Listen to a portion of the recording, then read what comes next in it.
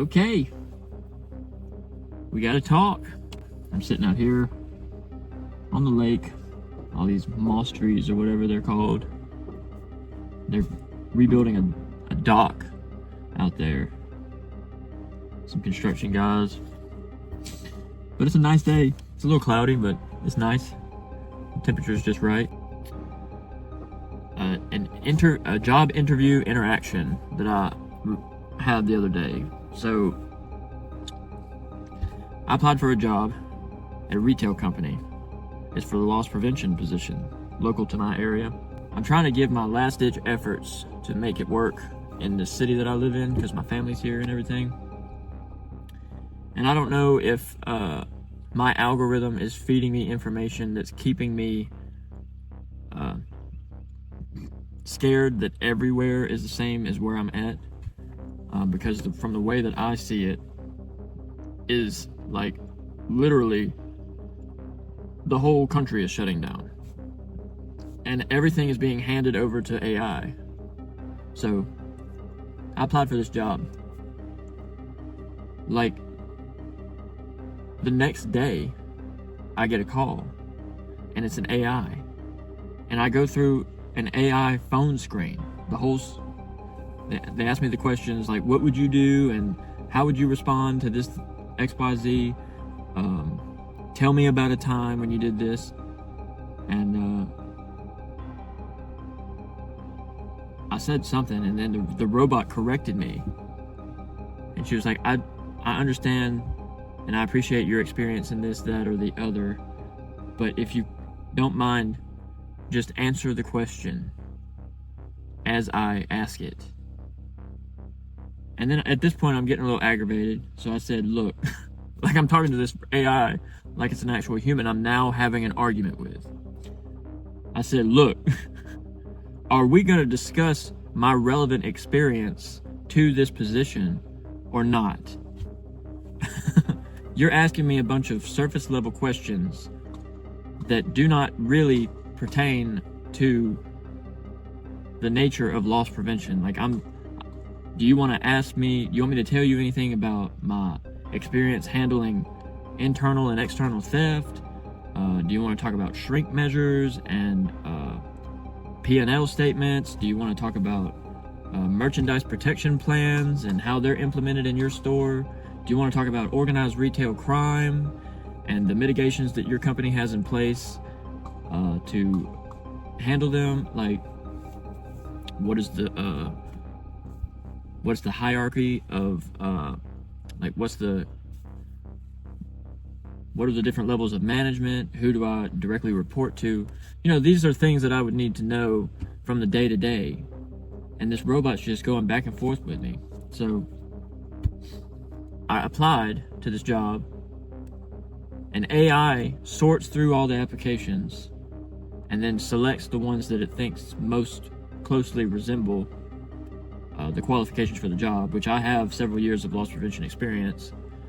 And then an AI calls me to discuss the position. Now, I actually, before I got the phone call, when I first applied, I called the store that I applied to, that I'm trying to work at, and I said, hey, my name is Jacob Lamb, and I'm calling to inquire about the loss prevention position that is open in your store, and I was wondering if I could speak to the hiring manager about whether or not my experience meets your needs. Or, you know, I said whatever I needed to say that I thought would make a good impression for this job. And the person on the phone was like, I didn't even know that position existed. We don't handle anything. We don't handle hiring for that position. I can't remember if she said we don't handle hiring in the store, or if we don't handle hiring for the loss prevention position specifically. But the person that answered the phone did not even know about the position at all. So I was like, huh, that's weird. And then a robot calls me, and I go through a whole phone screening. And then the following day, I get an automated email that says I've been selected to go to a Google meeting to have a remote interview. This time, hopefully, it'll be a real person, I'm sure, if we're doing a Google meeting. Otherwise, they would just have me talk to another robot. But I'm not sure at this point how many more meetings I've got to have, or interviews I got to have. This will be interview number 2. And look, this is a company it's pretty well known. They have corporate structure, but the store that I'm talking about is in like a really underdeveloped and marginalized city. Like the way AI is even reaching into the furthest, like least technologically developed communities. That's the way I would kind of consider where I live. It's like technologically underdeveloped. But AI is in control of these corporations now. So all of their hiring processes and onboarding and stuff are handled remotely with 90+% assistance from AI. So that happened that happened that morning that I had this phone call with this AI robot. Later on that day, I'm sitting at a downtown cafe kind of thing, like a coffee shop, sandwich shop kind of thing. And I'm sitting with my brother. We're just hanging out, you know. He comes to town every once in a while, and we get together and we go have lunch or whatever. And then, you know, all of a sudden this guy in a Porsche, big, loud sounding motor, stops and parks on the street, and he gets out. And I'm like, hey, that's a nice car. He's like, thanks, I've owned 8 of them. They're really nice cars. And I'm like, wow, what do you do for a living, if you don't mind me asking? He said, I defend criminals successfully. I was like, oh, wow, okay. That's wild. So I don't know, man, that story, and then the AI thing, and then literally the same day, like, I just had a casual conversation with a millionaire attorney guy that is like openly praising his work of defending criminals and being paid well for it and getting anything monetarily he wants in his life. And meanwhile, I've got to talk to an AI to get a job. There's another option that I have for work here, and really it's down to these 2. I'm either going to see if this loss prevention job goes anywhere, or I'm going to end up going to the Meta data center, pulling cables and stuff for the server racks and everything. I don't really want to do that. I wouldn't mind it if it wasn't for the fact that they're expecting people to work 6 days a week, 10 to 12 hours a day. You know, they're demanding a lot out of the workforce that they're employing, because they're in a hurry to get this thing built. Like a real hurry. Meanwhile, everything's going on in Iran, and AI is taking over our workforce and our economy and the medical system, the education system, and attorneys make millions of dollars getting criminals off. Oh, and just this morning, I didn't even expect to talk about this because it just happened. I was listening to a podcast, the Tim Dillon podcast. He's not the most morally upstanding guy, but he's a social commentator, and he talks about what's going on in our country and in the world. And he was reporting on a story of a guy in Wasco at Amtrak while a group of guys were pouring concrete or something, and then they look over and there's a guy eating the severed leg of another guy that had been hit by a train.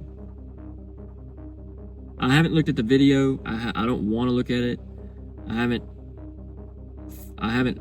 dug into the story. I just heard that in passing as I'm listening to a podcast and going about my day. Like just casually listening, and then all of a sudden I hear Tim Dillon say, through all of his noisy, mouthy BS, yeah, and this guy over here is eating the severed leg off of another guy that got hit by a train, and these concrete pourer guys are filming it and talking about it, and it's shocking. It's very shocking that that's going on. All of these things are going on at the same time. And I'm not really sure what this video is even about. I just want to come in here and kind of vent about how the last couple of days have gone and the things that I've seen and heard. And I don't know if I'm going to be staying in this town.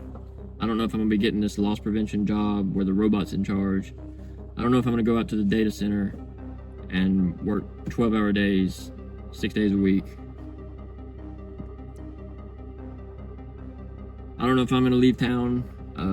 I don't really have anywhere to go if I do. I'm kind of nervous about wherever I go being just as bad or worse than where I'm at. Although I don't really know. I don't know. It doesn't seem like it could get any worse. Louisiana's one of the... Some people make it here, a lot of people don't. And it's just like that. So, if I do end up leaving, I've got to really think about where it would be that I could go where my soul would have peace. Unemployment rate is relatively low. People my age are less stressed. Like, I'm 34, I'm already turning gray. I already feel tired in my body. And I don't want to live that way. But it's just like every day, it's just one thing after another. And it'll wear you down if you let it. So that's really all I had to talk about. AI is taking over. Attorneys get rich off criminals. People are starting to eat body parts in the middle of the day in public.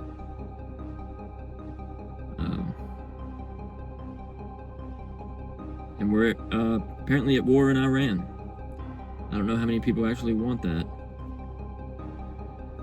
but it's happening. Pay attention to the Strait of Hormuz. The Strait of Hormuz is the linchpin of pretty much that whole conflict, I believe. If they shut the Strait of Hormuz down, the global trade system is going to stagger. Because a lot of things rely on the exportation of Middle Eastern oil. And for some reason, that's the only place it can pass through. So, we'll see. We just gotta keep paying attention. Like, it's all we can do. Man, I'm tired. It's only 10:30 in the morning. Didn't sleep well last night. Anyway, we'll talk later.